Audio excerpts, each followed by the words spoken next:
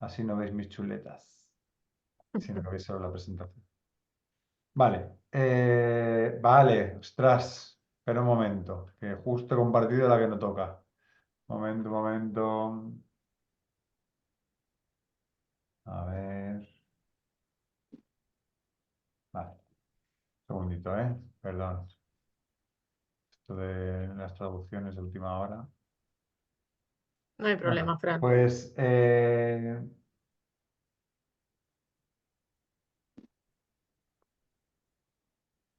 perfecto, ahora sí. Ahí ya lo tenéis todo en castellano, idioma del Imperio Español. Y todas nos entendemos bien. Vamos a ver. Bueno, pues mis compañeras de la Federación, perdón, del grupo de investigación en primera persona, ahora sí que está en castellano. Bueno, pues ambas personas están de incapacidad temporal, lo que solemos denominar baja, pero yo ahora que gestiono este tipo de cosas me entero que bajas cuando das baja en una empresa.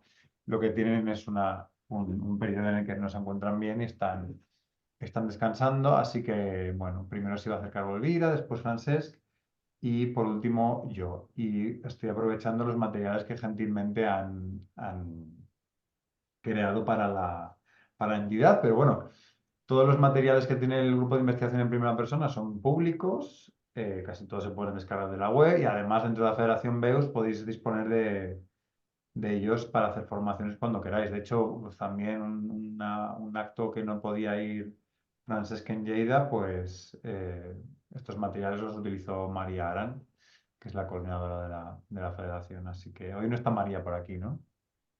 No, Bueno, tampoco tendría mucho sentido porque voy a utilizar exactamente lo que utilizó ella, así que supongo que ya... Uy, me he desenfocado, ¿no? Sí. Bueno, pues vamos a hablar de planificación de decisiones sí, anticipadas y de otro tipo de documentos y estrategias colaborativas o que implican una anticipación o una reflexión conjunta entre la persona usuaria de servicios mentales, su entorno y o profesionales sanitarios. La presentación se llama más Penélope y menos Ulises. Una cuestión, esto es autoría de la compañera Elvira, y es porque, no sé si conocéis la leyenda, pero la cosa va un poquito así. Penélope había recibido numerosas solicitudes por parte de todos los jóvenes de la región que pedían su mano. Como ella lo rechazaba, se instalaron en el palacio de Odiseo, organizando fiestas y tratando de arruinarla para presionarla para que se casase con alguno de ellos. Penélope les dirigía reproches violentos, pero no servía de nada. Entonces se le ocurrió una treta.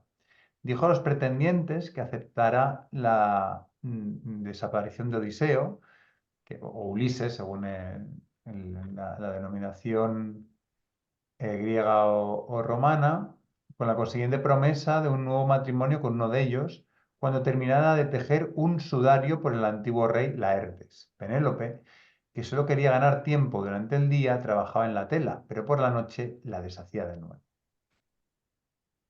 Esta era Penélope y este es Ulises, u Odiseo. Es un episodio de la Odisea en el que el protagonista huye de las sirenas, unos seres que atraían a los navegantes hacia la costa con su canto y al acercarse el barco estallaba contra los arrecifes siendo devorados sus ocupantes por parte de las sirenas. Como describe Homero en su canto doceavo de la Odisea, Ulises, aconsejado por la maga Circe, ordena a sus hombres que se tapen los oídos con cera mientras él es atado al palo de su barco con el que puede escuchar el canto de las sirenas sin caer en su hechizo.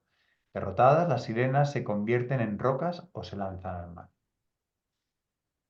De alguna manera, esta estrategia, bueno, Penélope estaba esperando a Ulises, y por eso no quería casarse con estas personas y cuando Ulises consigue eh, salvar el tema de las sirenas, pues puede volver a su lugar con su pareja. la historia es que no sé si lo sabéis, pero durante mucho tiempo, sobre todo en el mundo de las adicciones, pero no solo, a lo que vamos a llamar hoy planificación de decisiones anticipadas se le ha llamado contratos de Ulises. La persona asume de alguna manera que va a ser llamado por las sirenas, es decir, que va a volver a consumir o que va a tener una crisis y deja por escrito lo que su entorno tiene que hacer cuando él o ella pierde el control. Y por esta leyenda en la que Ulises se quedaba atado al palo, mientras además sus colaboradores tenían que taparse los oídos con cera, es decir, no escucharle a él, ni tampoco a las sirenas. En el caso de los contratos de Ulises, más bien a la persona que te podrá decir, no, no, es solo una vez, o lo que sea, ¿no? O sea, de alguna manera somos conscientes de que vamos a tener un momento en el que no nos vamos a poder desenvolver de la manera en que nos estamos desenvolviendo y lo planificamos. Hacemos este contrato de Ulises con nuestro entorno o con un profesional sanitario para anticipar una crisis o una época de vuelta al consumo o lo que queramos, ¿no? Y por eso se le ha dado esta denominación tanto a lo que vamos a denominar voluntades anticipadas como decisiones anticipadas. ¿Sí? Por este origen mitológico y tal. Pero bueno, si ponéis en Google Contrato de Ulises o Ulysses Contracts en inglés, hay bastante bibliografía. Y no solo en el mundo de la salud mental y las adicciones, aunque sobre todo sí en el de las adicciones.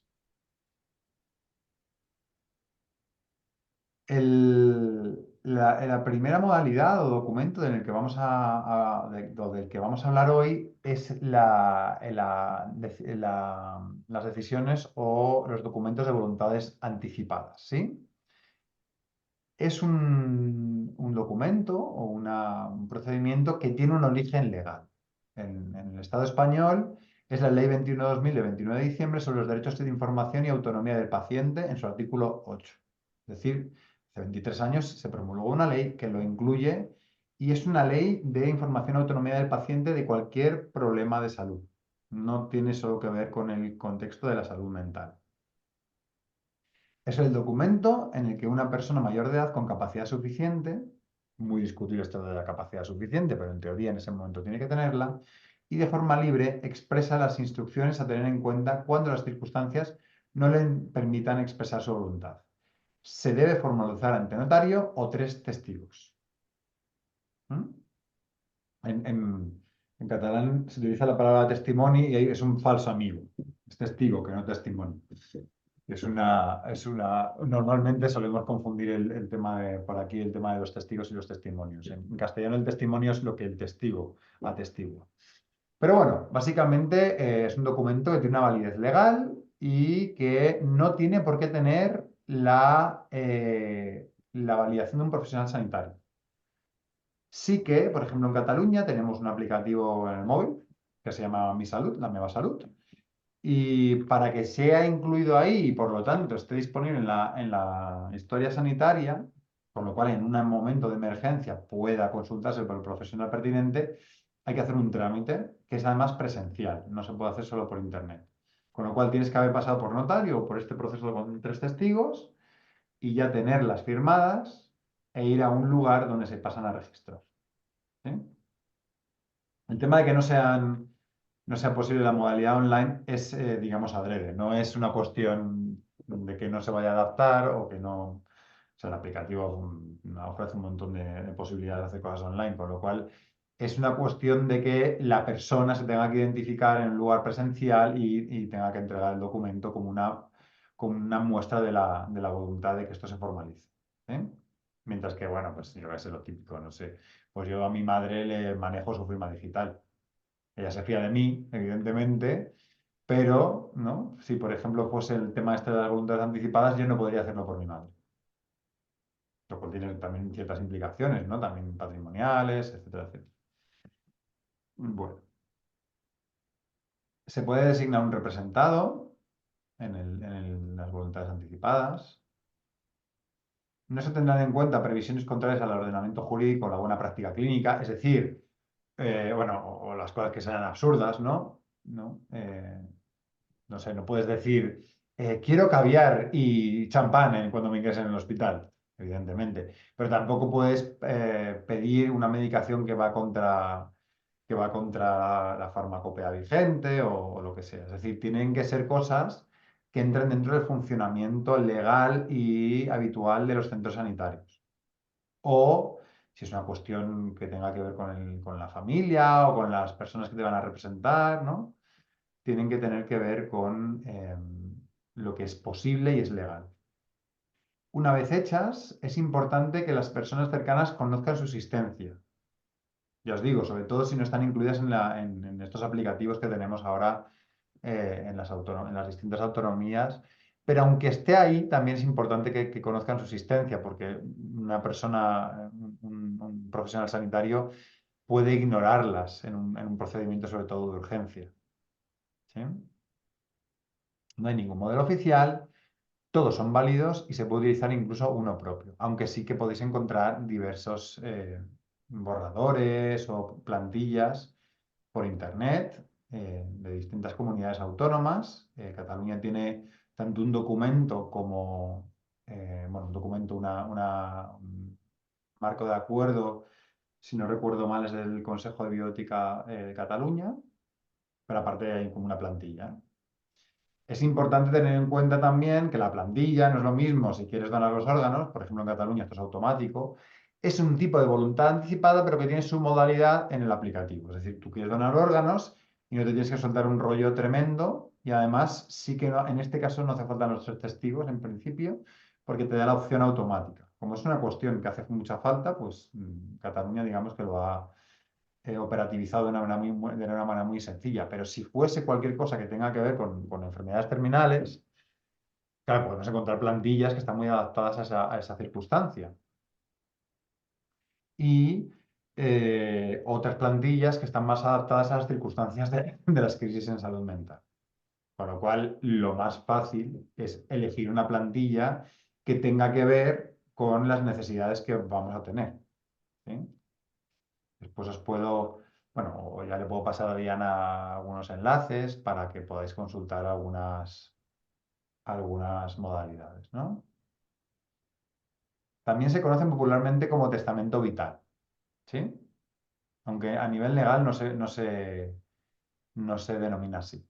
No lo vais a encontrar en textos legales como testamento vital, pero es un poco lo que se suele decir, es una manera de denominarlo, ¿no? A nadie le va a sonar raro, pero después si estáis buscando, acordaos que digamos que mira, se me ha olvidado traducir esta diapositiva, pues lo haré. Se llama documento de voluntades anticipadas a nivel legal. La planificación de decisiones anticipadas es algo netamente distinto. Es una consecuencia de una nueva relación clínica o un nuevo modelo de relación clínica eh, y se trata de que los profesionales vayan planificando con la persona usuaria la atención sanitaria, preveyendo las situaciones futuras y tomando decisiones sobre cómo proceder ante sucesos que puedan ocurrir. Se trata de ver la atención sanitaria como un continuo en el que, digamos que no es ocasional, esporádico ni fortuito, sino planificado. ¿Sí? Aún así, en Cataluña, el modelo que se está siguiendo, que es un modelo que se generó en el marco del proyecto Activa't per la Salud Mental y que fue desarrollado como proveedor de servicios por Activament, es un modelo que tiene mucho que ver con la planificación de crisis. ¿Sí? Es una parte del documento que generó Activament para Salud Mental Cataluña de autogestión del bienestar y hay una parte que se llama además en el propio documento planificación de crisis, pero de alguna manera, de una manera bastante sabia, han visto ver la oportunidad y han dicho que ese es el modelo catalán de decisiones anticipadas. A mí me parece que es un tipo de decisión anticipada, no son todas las decisiones anticipadas. Y aquí está el tema de más Penélope y menos Ulises, ¿no? O sea, no va tanto de solo planificar las crisis, sino de planificar cualquier tipo de procedimiento, de proceso, de intervención, de que la persona sea partícipe de todo de una manera compartida con el profesional. Y aquí, de hecho, no sé si aparece ahora en alguna diapositiva específicamente, pero bueno, os lo cuento yo un poco. Sí, sí, hay uno que sí, hay un gráfico, es verdad. Pero bueno, algunas personas hablamos más bien de decisiones compartidas y no tanto anticipadas, ¿sí? Entonces ya veréis que se trata como una especie de continuo asistencial o algo así, en el que vamos de las voluntades anticipadas, que tienen mucho que ver con prever una crisis o incluso el final de la vida, las decisiones anticipadas que tienen un poquito más que ver con las crisis, aunque muchas veces vais a encontrar esta denominación para cosas que no tengan que ver con crisis, pero yo sí que lo entiendo así y creo que el Guy de Francesc también estamos de acuerdo en esto. Y lo que deberíamos optar como movimiento en primera persona, que tiene que ver con que el procedimiento o el proceso terapéutico sea compartido. Lo que algunas veces veréis como PDCs, ¿no? Decisiones compartidas, ¿no? Planificación o procedimientos de decisiones compartidas. Y no tanto la palabra anticipadas. Está bien anticiparse, ¿eh? No digo que no. Pero entraría dentro de lo que tiene que ver con la compartir las decisiones. La planificación de decisiones anticipadas, digamos, sería... ¿alguien ha levantado la mano? Sí, yo. Sí. Es que no me queda claro la diferencia entre ambas. Sí, sí, bueno, es que de hecho esta diapositiva de explicarlo, con lo cual no te preocupes, que Ah, a esto. vale, vale, ¿Sí? vale. El documento de voluntades anticipadas, de hecho, sería un tipo de planificación de decisiones anticipadas. Lo que pasa es que tiene un valor legal, es decir, el documento de voluntades anticipadas, sea ante notario o ante tres testigos, es un documento legal, vinculante, siempre que no vulnere estas leyes o la práctica clínica correcta. Es decir, por ejemplo, algunas personas intentaron solucionar el tema de la eutanasia a través de DVAs, ¿sí? Antes de que estuviese aprobada la ley de eutanasia. Cuando esto llegaba a estamentos médicos, los médicos decían, no podemos hacerlo, aunque sea en una DVA. ¿Por qué? Porque no es legal. Ahora, si en tu DVA está la eutanasia, ya está. De hecho, el procedimiento por el que la eutanasia se solicita, de alguna manera es una DVA. Es que es una DVA ya bastante dirigidita, ¿eh? Sería, bueno, sería un círculo dentro de esto. La eutanasia sería el círculo más pequeñito que podríamos tener aquí, ¿sí? Sería la clasificación de decisiones anticipadas, DVAs y dentro estaría la eutanasia, ¿sí? Ya como algo ultra específico. Entonces, diferencias. Ahora creo que tenemos una comparativa, pero básicamente uno es un documento legal, que no hace falta un profesional clínico, un profesional sanitario para elaborar. Sin embargo, la planificación de decisiones anticipadas no tiene ningún sentido si no es con un profesional clínico, porque es para que ese profesional clínico vaya pudiendo entender nuestras preferencias en la planificación de una crisis, por ejemplo. ¿Sí? No tiene ningún tipo de sentido que lo hagamos nosotros solas. Sin embargo, lo otro sí, porque además, por ejemplo, en Cataluña, al quedar registrado, vamos a poder decir, no, oye, es que mira, me estás dando aloperidol y es que yo en mi DVA ya tengo apuntado que a mí me va mejor la risperidona. ¿Sí? Que esto también se puede trabajar con el profesional. Es decir, también tú puedes decirle al profesional, oye, como parte de las decisiones anticipadas, pues no sé, pero a mí en los ingresos no me va bien que me den benzos. Entonces ya lo vamos a apuntar. Y de hecho eso puede pasar a la DVA. Lo que te puede decir el profesional, sobre todo hoy en día, que todavía no está incorporado a la historia clínica, es, oye, esto lo sé yo, está bien, pero añádelo a tu DVA para que si tienes un ingreso y yo no estoy, digamos, no me llaman a mí, para que lo sepan. ¿Sí? Es decir, puede haber una permeabilidad entre los dos documentos. Esto pasará a solucionarse cuando ambas estén incorporadas a la historia clínica, porque un profesional en caso de ingreso podrá consultar tanto las DVAs como las PDAs. Hay que estar atentos y atentas para que sean compatibles, es decir, sería una tontería que hubiese contradicciones cuando como personas usuarias podemos modificar ambas. ¿Sí? Es entendible que las DVAs son un poquito más difíciles de modificar, con lo cual tienen que ser un poco más genéricas, porque si tenemos que acercarnos en Cataluña, tenemos que acercarnos a uno de los registros sanitarios donde se modifican, con lo cual, pues bueno, no sé, pero en las DVAs, por ejemplo, los temas de medicación, pues un poco más genéricos, mientras que en las PDAs puede ser exactamente tantos miligramos de ribotril que me van muy bien y lo apunta el profesional y lo puede cambiar en la siguiente visita, ¿sí? Cosas muchísimo más específicas porque las PDAs son modificables en cada visita, en cada consulta con el profesional, ¿sí? Mientras que las DVAs, aparte de que son más vinculantes, son un poco más difíciles de modificar. Siempre hablo de Cataluña, ¿eh? No sé si en otras comunidades autónomas sí que van a, por ejemplo, yo qué sé, por una cuestión también de practicidad. Cataluña al final, en casi todas las provincias tenemos un registro sanitario donde se puede hacer esto relativamente cerca. La gente de Berga me echará un poco la bronca, pero bueno. No sé si por ahí habrá algún lugar. Sin embargo, en un lugar como Castilla y León, pues yo qué sé. Es igual tienes que hacerte 500 kilómetros, no lo sé. 500 no, pero 200 igual sí. Entonces igual sí que hay alguna manera, ¿no?, de facilitar esto, porque también sería muy poco práctico no hacerlo. No lo sé, no lo sé. No tengo registrado o revisado el procedimiento en cada comunidad autónoma. Solo conozco el caso catalán con profundidad. Y bueno, hay un momento para cada cosa. Esto lo hemos sacado de un artículo. Entonces, podemos tener un reto de salud en el que vayamos a tener diferentes crisis y, sin embargo, pues en el continuo de atención tendríamos ya lo que es la atención paliativa e incluso el final de la vida, ¿no? O una enfermedad terminal.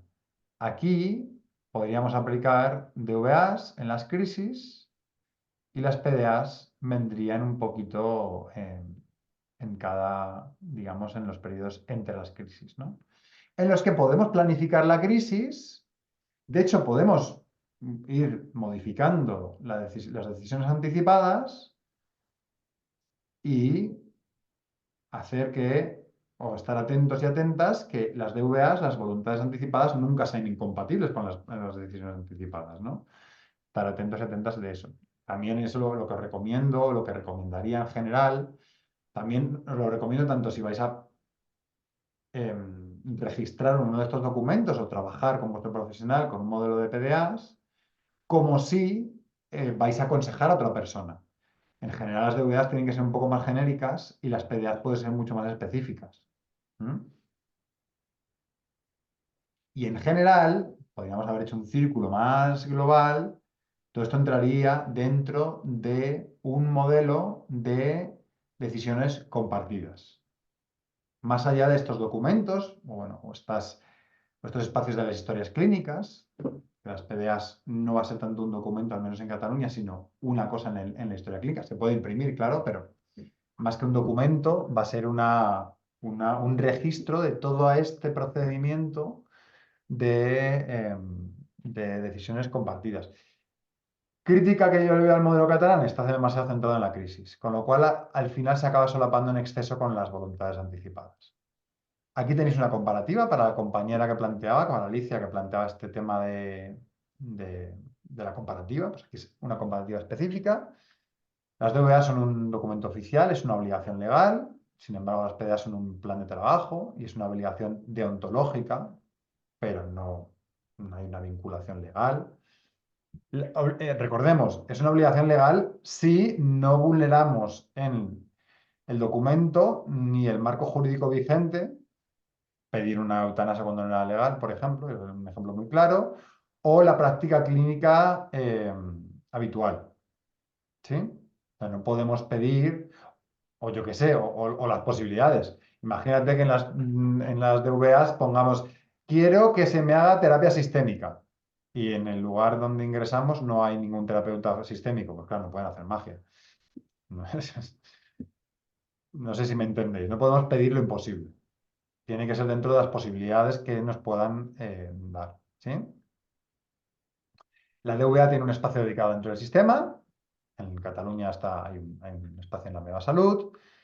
Las PDAs todavía no tienen un espacio asignado, se está trabajando en ello. Un tal Jordi Cid de Girona es el encargado de darle un espacio dentro de la historia clínica. Es un psicólogo experto en todo lo que viene siendo darle un espacio físico a este tipo de documentación.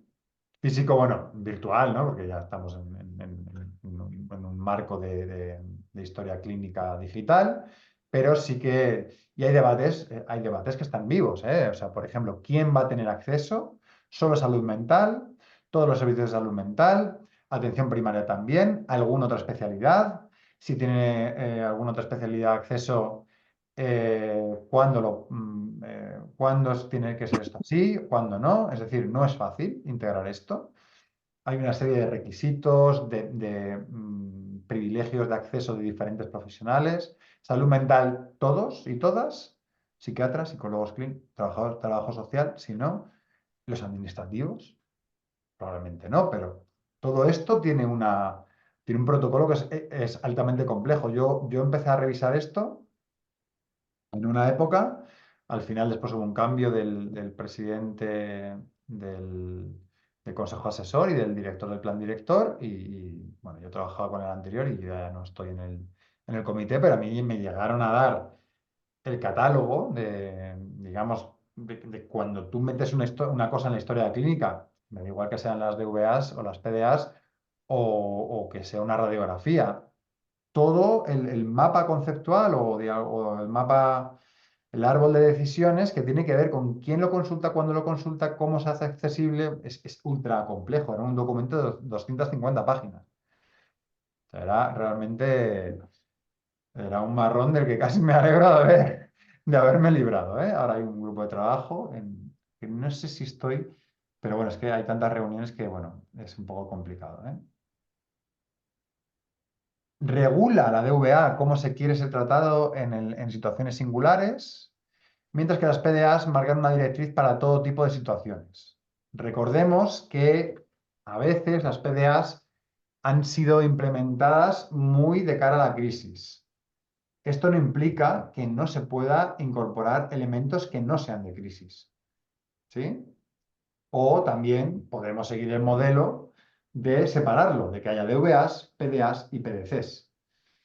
Yo creo que sería más adecuado que en las PDAs entren tanto elementos de crisis como elementos más cotidianos. Pero bueno, es también discutible.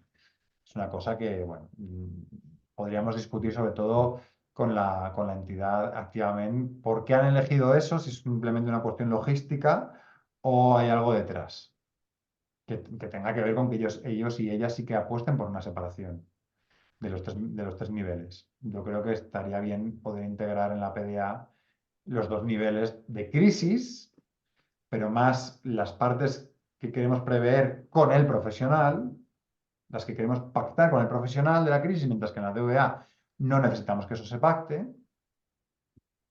Recordemos, pero no es bueno entrar en contradicción, porque si no va a haber un profesional que se va a encontrar con dos voluntades o dos decisiones y entonces va a decir, ¿y cuál sigo, no? Lo que tiene más que ver con lo cotidiano. La DVA es rígida, los campos tienen un coste económico y burocrático o burocrático directo, no económico si hacemos el tema de los 3 testigos, pero sí burocrático porque nos tenemos que acercar a un registro. Mientras que la PDA es flexible y los cambios no tienen ningún coste para la persona usuaria y además, bueno, se puede cambiar en cada consulta con el profesional, ¿no? La DVA requiere un esfuerzo de previsión de futuros escenarios. Además, recordemos que puede ayudarnos un profesional. O sea, no es que sea imposible, pero ese profesional no va a firmar nada, con lo cual es algo que vamos a tener que hacer. Sin embargo, la PDA lo que requiere es un continuo esfuerzo de negociación y actualización. Es una cuestión más negociada. La DVA tiene un claro incentivo económico para ser promovido, porque tiene un ahorro de costes, mientras que las PDA generan un coste adicional y pueden tensionar los servicios aún más, ¿sí? Se está intentando hacer de una manera que esto no sea así, pero al fin y al cabo es otro cuestionario, otro formulario más para los profesionales que lo ven de una manera o lo ven desde el escepticismo.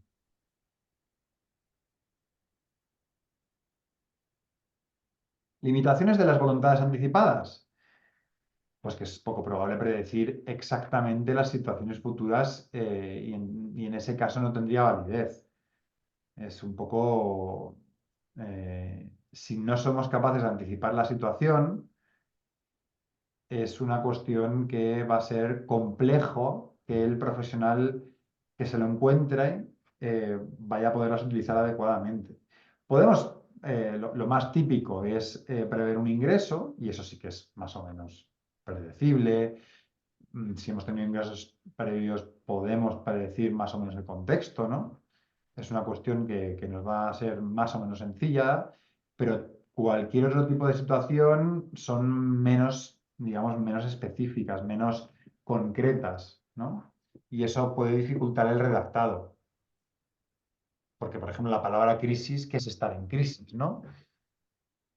Pues eso, todo lo que tenga que ver con cuestiones que no sean muy explicitables, muy acotables, tanto en el tiempo como en el espacio, va a ser complicado que pueda tener una validez o una comprensión por parte del profesional que se lo encuentra, ¿no? No se respetan cuando se considera que van en contra de la buena práctica clínica o del ordenamiento jurídico. Claro, esto es lógico, ¿no? Pero ¿qué es la buena práctica clínica? ¿Quién decide qué es lo que es la buena práctica clínica? ¿Hay unanimidad entre los profesionales sanitarios en lo que es la buena práctica clínica? Yo he puesto algunos ejemplos que son evidentes, ¿no?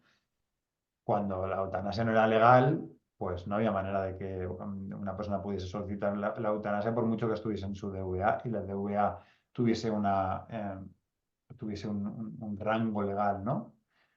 Pero hay otras cosas que son mucho, mucho más grises. Sin ir más lejos, ingresos involuntarios, contenciones mecánicas. Nosotros podemos pedir que, por ejemplo, para evitar una contención mecánica, quiero que se me dé la oportunidad de antes pasar media hora en una sala de desescalamiento. Muy bien. ¿Cuántas unidades de agudos tienen o de urgencias psiquiátricas tienen sala de desescalamiento en Cataluña? Es buena práctica clínica no tenerlas. Cuando hay literatura suficiente que demuestra que las salas o habitaciones de desescalamiento evitan condiciones mecánicas. Yo creo que no. Es decir, el sistema está haciendo mala praxis clínica, pero el hecho es que, por mucho que lo pongas en el DVA, no se pueden inventar una habitación, porque no existe. ¿Eh? Pues así podríamos discutir un montonazo de cosas que podríamos poner en la DVA, pero claro,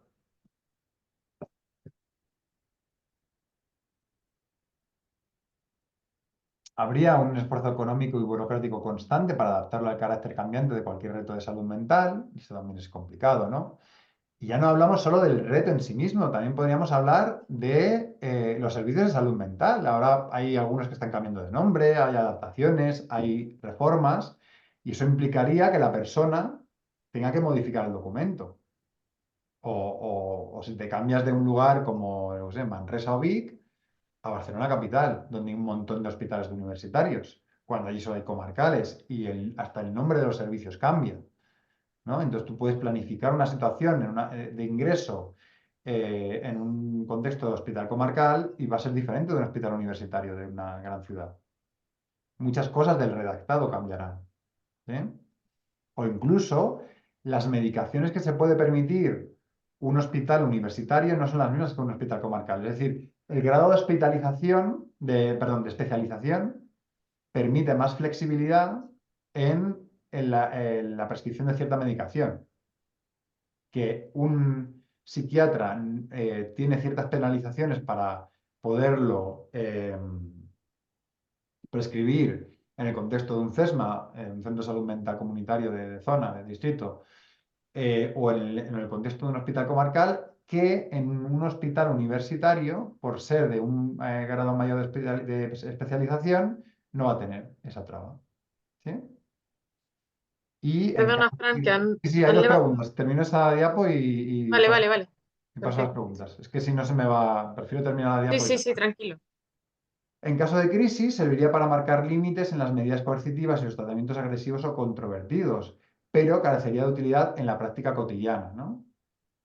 Esto, claro, tiene cosas que la DVA quizás sería más adecuada, ¿no? Alicia, que creo que ha sido la primera.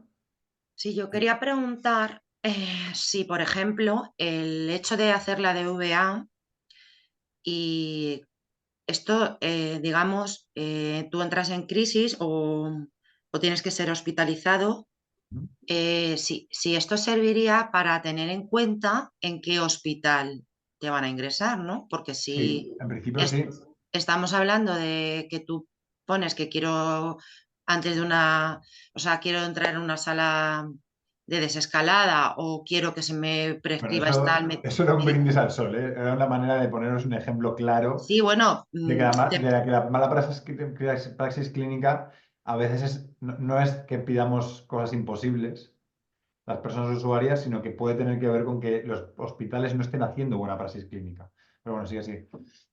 es decir, que al tener este documento, en vez de ingresarme en tal hospital, que me ingresen en otro que realmente cumpla pues estas condiciones que yo estoy solicitando. ¿Eso legal, o sea, digamos, se hace Sí, esa es o una de las cuestiones que se suele hacer.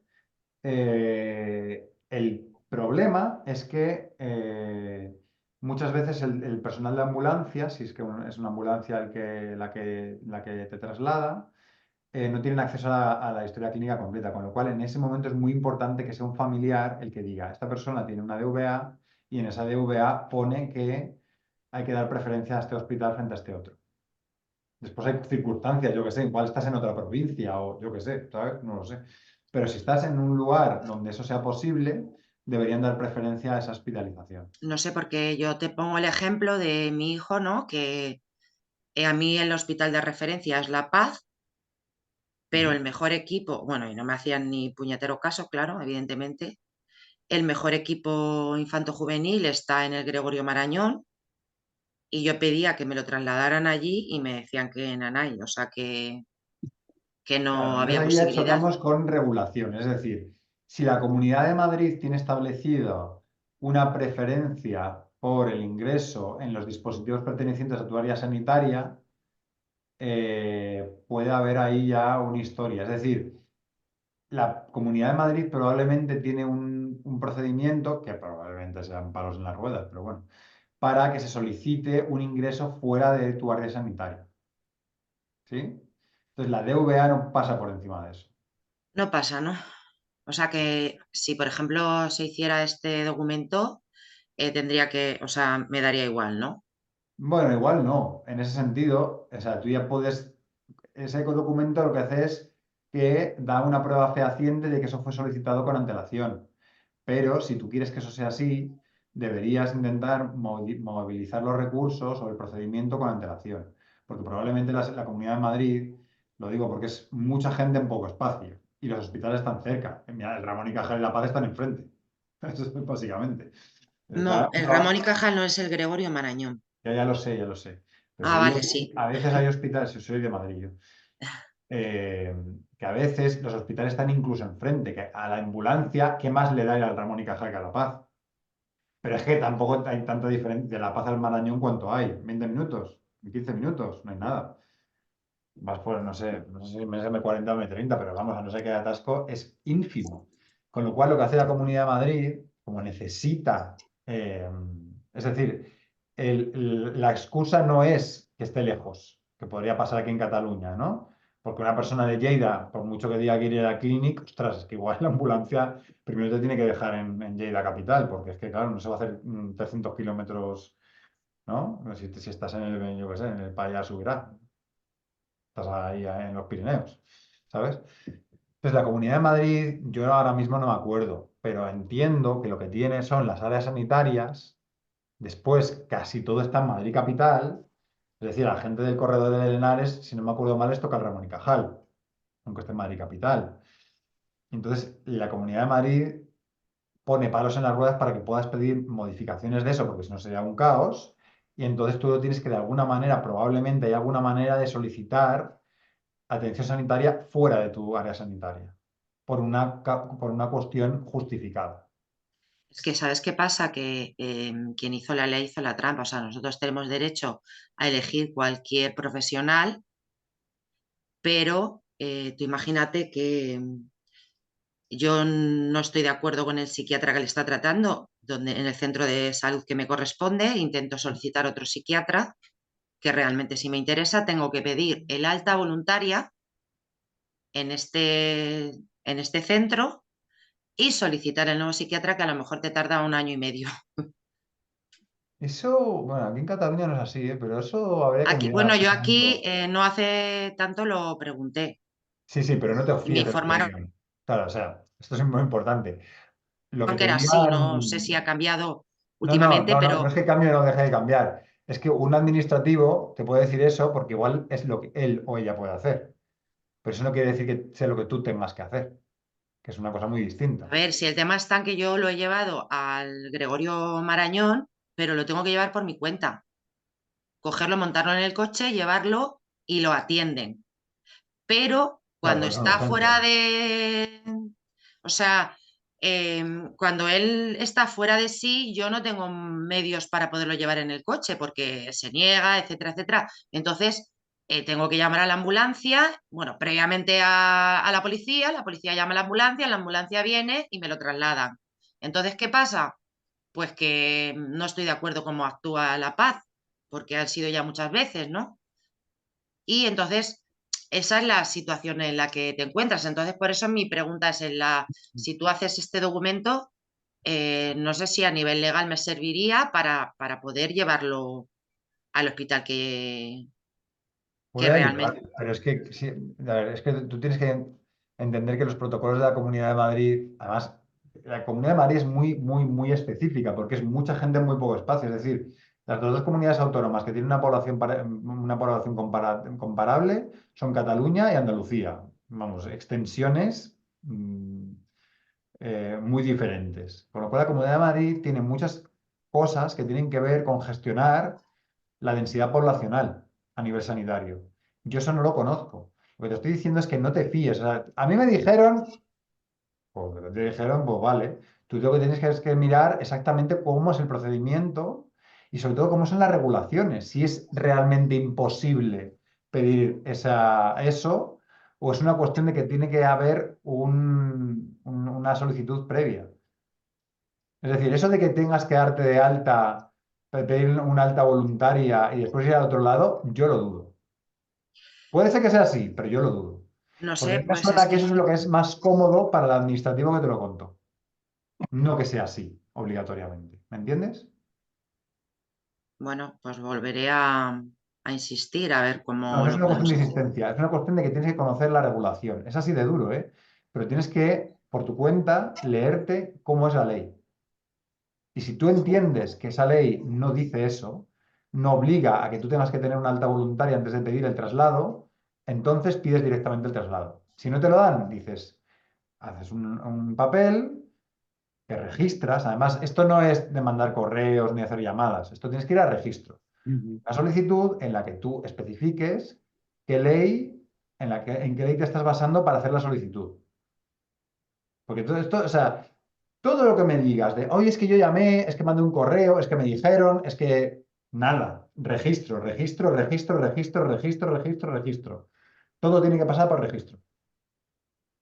Todo lo que no Vale. pasa por registro es, yo te dije, tú me dijiste, ellos me dijeron No, y... a mí es que la única opción que me dieron es pedir una segunda opinión, ¿vale? Pero les repito, que no te tienes que fiar de ellos. Mm.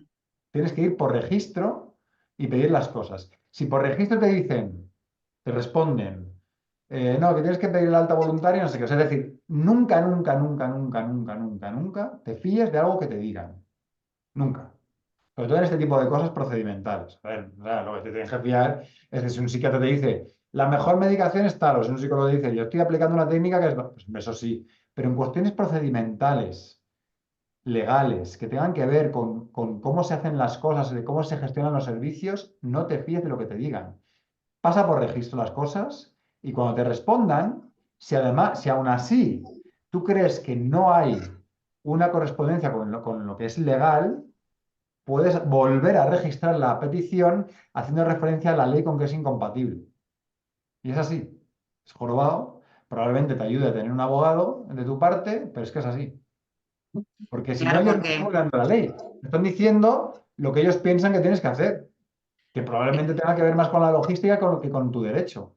claro que eso es mejor que me informe una persona que esté preparada, ¿no? En este caso. Sí, pero a veces las leyes no son tan complicadas, ¿eh? O sea, los procedimientos de cambio de profesional o de cambio de dispositivo en la Comunidad de Madrid, el tema es encontrarlo, pero deben ser como 3 o 4 párrafos. Si ahí no se estipula esto de que te tengas que dar de alta y después no sé qué, entonces es que no tiene que ser así. Entonces dicen, ay, es que yo no puedo hacerlo. No te preocupes, yo voy por registro. Mi registro, ahora casi todos son digitales, pero es lo típico que antes ibas con un papel y te lo metían en una máquina que te ponía una fechita arriba a la derecha. ¿Os acordáis? Cuando eran papel los registros. Que siempre tenía una validez mayor, bueno, y anteriormente sello. Y, te lo tenía y el sello siempre lo tenía que poner un funcionario. Que siempre decían, ostras, no te lo puedo registrar ahora que el funcionario está desayunando. Era la típica, ¿sabes? Y yo decía, no, no, no te preocupes, yo me espero. ¿Vale? Muchas gracias, Fran. Esther. Sí, eh, una pregunta. Mira, te pueden decir de que, o que no es obligatorio que haya una sala de desescalada, por ejemplo, ¿no? Basándonos en lo que has mencionado. Pero lo que no es legal es que te digan o que tú pues tengas estipulado que no te apliquen corrientes eléctricas, porque Ujú. en principio ya están prohibidas, en principio ya no se tendrían que aplicar.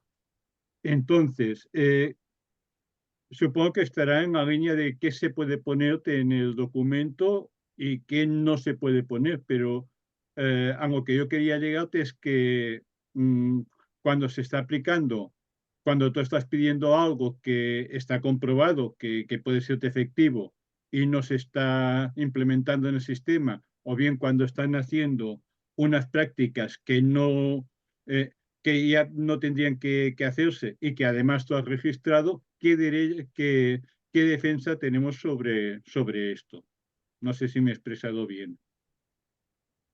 A ver, vamos a partir de la base de que en una DVA cabe todo, hasta la comida que quieres, o sea, claro, puede haber gente vegetariana o vegana, ¿eh? Ujú.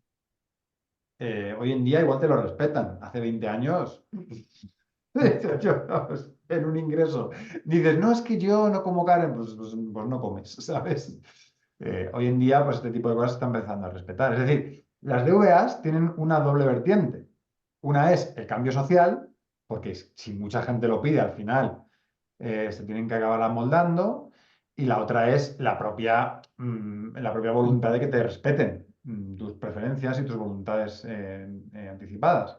Pero cabe todo. Todo, todo, todo, todo, todo, todo, todo, todo, todo, todo, todo, todo. El límite es lo legal, que ahí digamos que hay menor rango de interpretación, aunque como estamos viendo últimamente con diversos procesos de lo que ahora se llama lawfare, un juez dice A y el otro dice B, y bueno, y en fin. Pero en principio lo legal es más específico, más concreto, más explícito, mientras que la buena práctica clínica, y más en una disciplina como la psiquiatría, ahora mismo está en disputa. No vas a encontrar dos psiquiatras que te digan lo mismo y probablemente encuentres corrientes, y además en el Estado español hay dos asociaciones que clarísimamente están enfrentadas en lo que consideran buena práctica clínica, la Asociación Española de Neuropsiquiatría, mucho más compatible con nuestros valores, y la Asociación Española de Psiquiatría y Salud Mental, mucho menos compatible. Con lo cual, bueno, ahí tenemos, vamos, es clarísimo, ¿no? Esto de este límite de lo que se considera buena práctica clínica, pues otra cosa es que lo tenemos que intentar, evidentemente. Pero ¿Sí? si yo Pero tengo en mis... cabe todo, todo, todo, todo, todo. No hay ningún límite, solo lo legal y esta buena práctica clínica. Hombre, a ver, está claro que la buena, o sea, lo que no podemos pedir es Reiki en el Sistema Nacional de Salud. Pues, hombre, de momento se considera pseudoterapia. Puedo respetar a si alguien lo quiere practicar, pero claro, eso no es buena práctica clínica ni para los de una asociación ni para los de la otra. ¿Sí? ¿Y qué más habías preguntado, Esther? Que se me ha ido un momento el santo al Bueno, cielo. sí, era sobre todo esto, pero si yo no tengo registrado, por ejemplo, el tema de las corrientes, que yo no quiero que se me apliquen corrientes, ¿eh? Como no está definido si son legales o no son legales, hasta qué punto mi solicitud va a ser atendida. Por ponerte un caso concreto, ¿no? El tema del electroshock, Ujú, esa es muy buena. Entra dentro de esto que se considera buena o mala práctica clínica y de momento la justicia siempre está dando la razón al profesional, o casi siempre.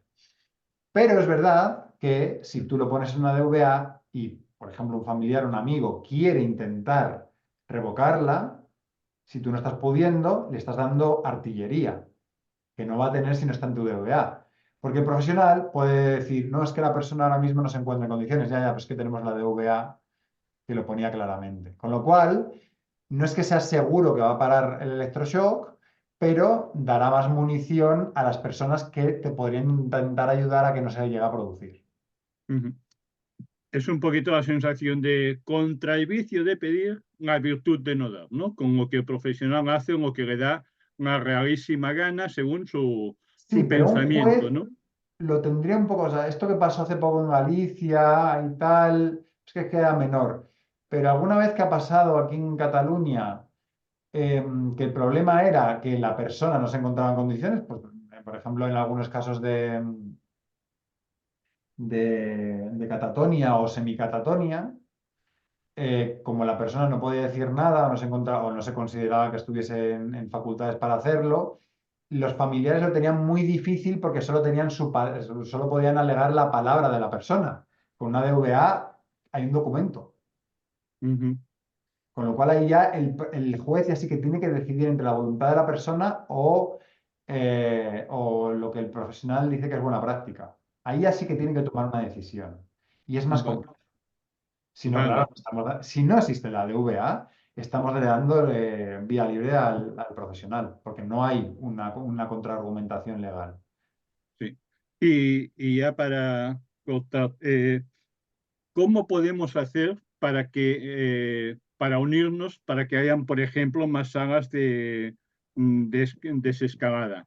Porque yo, Bueno, por eso es- ejemplo, me gustaría que en mi centro o bien donde pueda ser atendido en un momento puntual, pues que hubiese esta sala, porque está para mí más que demostrado los beneficios que tiene que los prejuicios. Pero claro, te dicen, bueno, es que no hay presupuesto o bien no se ha considerado. Creo que como primeras personas tendríamos que tener y los medios para poder hacerte que avanzáramos, ¿no? Vale, bueno, esto se sale un poco de la charla de hoy, pero del Sí, taller de hoy ya se lo dejo un poco más a Diana, un poco en el cierre, ¿no? Que aproveches claro. para decir, el activismo es guay, ¿vale? Gracias. Bueno, seguimos. Bueno, pues las pérdidas en salud mental tienen sobre todo cuatro características, ¿no? El soporte, la posibilidad de utilizar una herramienta eh, que no es, o sea, más allá de la DVA, ¿no? Y poder combinar las dos incluso, que es un proceso vivo y que está adaptado a la persona, mucho más adaptado a la persona cuando se hace en este sentido. Las motivaciones, pues hombre, la anticipación, evidentemente, ¿no? Por eso la A. La confianza, ¿no? El aumentar la confianza con el profesional, que es algo informado, que somos partícipes del proceso, que se respeten nuestras decisiones, que se puede cambiar de opinión, es un documento vivo o bueno, un espacio en la historia clínica que está viva y que nos permite cambiar de opinión, pero también le permite cambiar de opinión al profesional, ¿no? O sea, que hay ahí también un reconocimiento de que estas cosas no están talladas en piedra, ¿no? Que hay un profesional referente, y eso es importante, y con este profesional vamos a poder trabajar, y este profesional también trabajar así y que esto no se vaya más allá de un proceso burocrático, de un formulario más, puede cambiar la mentalidad de los profesionales y que esto puede dar pie a coordinaciones con otros profesionales, con la propia persona, y que se considera importante la información, ¿no? Que es un proceso en el cual y es un proceso cíclico. Consensuamos, reflexionamos, compartimos, preguntamos, volvemos a consensuar. ¿Sí? ¿Quién se encarga? Pues en la planificación de las decisiones anticipadas puede desempeñar un papel muy importante de acompañamiento y mediación la figura de la o el trabajador de apoyo entre iguales. ¿Sí? Y esto está muy bien. Hay un estudio muy reciente francés en el que se demostraba que las decisiones anticipadas mediadas por agentes de apoyo entre iguales tenían un montonazo de consecuencias, de beneficios para la persona y para el sistema, tanto en variables consideradas blandas como recuperación, bienestar y todo esto, pero también duras, menos reingresos, etcétera, etcétera, etcétera. El estudio le salió especialmente bien, es un estudio muy grande, llevado a cabo en diferentes puntos de Francia, con agentes de apoyo entre iguales y dispositivos de muy diferente orientación. Y yo creo que es un triunfo que haya salido también este estudio. Os lo puedo pasar si bueno, podéis quedar con la información, pero si a alguien le interesa tener el estudio, creo que lo tengo guardado por ahí. Hay diferentes modelos. Está este que os contaba, ¿no? Que está derivado, es una de las derivadas del proyecto Activat y que es parte del cuaderno de trabajo personal de un manual de recuperación y autogestión del bienestar. Es decir, el producto en sí o el manual en sí o el documento en sí tiene que ver con la autogestión del bienestar en general y una de sus partes es un cuaderno de trabajo personal que contiene, entre otras cosas, una planificación de crisis.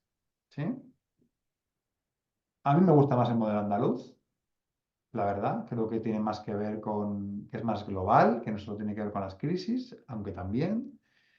Y se puede descargar gratuitamente de la página web. Si ponéis planificación de decisiones anticipada de decisiones en salud mental, en castellano es el primero que sale, evidentemente. Está muy bien, a mí me gusta mucho, además es el más antiguo y el que ya está testado, ¿no? Y bueno, pues las situaciones que se pueden incluir en la PDA pues son situaciones en las que se puede aplicar, tanto crisis como no crisis, síntomas que darían lugar a la aplicación, lo que ayuda o perjudica a la persona usuaria, qué personas hay que avisar y a las que no hay que avisar, preferencias en medicación, preferencias en relación a los profesionales, información sobre hábitos personales, valores y símbolos importantes para la persona usuaria, etcétera, etcétera, etcétera. Y casi llevamos una horita, estamos a tiempo, ¿no, Diana? O sea, estaba planificado en una hora. Os hago un poco de resumen. La PDA es un proceso mediante el cual valoramos y determinamos aspectos relacionados con nuestro tratamiento. Puede concretarse en un documento que queda en nuestra historia clínica, pero no es una DVA como tal, o sea, no es una voluntad anticipada como tal. No tiene validez legal, pero es éticamente vinculante. Las decisiones o las voluntades anticipadas, perdón, son documentos formales y registrados por los canales adecuados que otorgan validez legal a un tipo de planificación de decisiones anticipadas. En ningún caso serán de obligado cumplimiento medidas que se consideren que atenten contra la buena práctica clínica o la ley en vigor. Y para cualquiera de las dos necesitamos intervención de otras personas, aunque podemos hacer nuestras consideraciones de manera individual. Después será necesaria otra para formalizar. Es decir, podemos hacer las consideraciones que tengamos, pero o a través de los tres testigos o a través del profesional las tendremos que validar como DVAs o como PDAs. Muchas gracias.